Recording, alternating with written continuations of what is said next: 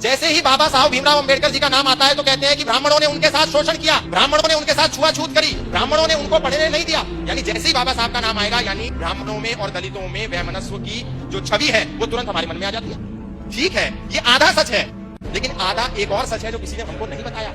बाबा साहब भीमराव अंबेडकर दलित थे, लेकिन अंबेडकर टाइटल एक ब्राह्मण टाइटल है। ये टाइटल बाबा साहब भीमराव अंबेडकर को किसने दिया?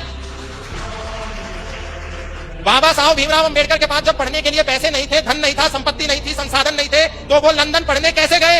उनको फंडिंग किसने दी? ये हमको किसी ने नहीं बताया। उनको फंडिंग दी पंडित आत्माराम अमृतसरी ने, वो भी एक ब्राह्मण थे। उनको फंडिंग दी सयाजीराव गायकवाड़ ने, वो एक क्षत्रिय थे। उनको फंडिंग दी छत्रपति शाहूजी महाराज ने। जब उन्होंने वहां से लौटने के बाद सोचा कि मैं अपना एक अखबार निकालता हूं, तो उसका नाम था मूक नायक, लेकिन अखबार को निकालने के लिए पैसा नहीं था। उसने पैसा दिया, छत्रपति शाहूजी महाराज ने दिया। अखबार को निकालने के लिए अनुभव नहीं था, उसका पहला संपादक कौन बना? पंडित आत्माराम अमृतसरी बने, ब्राह्मण थे। लेकिन हमें नहीं बताया गया भीमराव अंबेडकर जी को अंबेडकर टाइटल, ब्राह्मण का सरनेम किसने दिया? उनके ही एक टीचर ने दिया जो कि ब्राह्मण थे।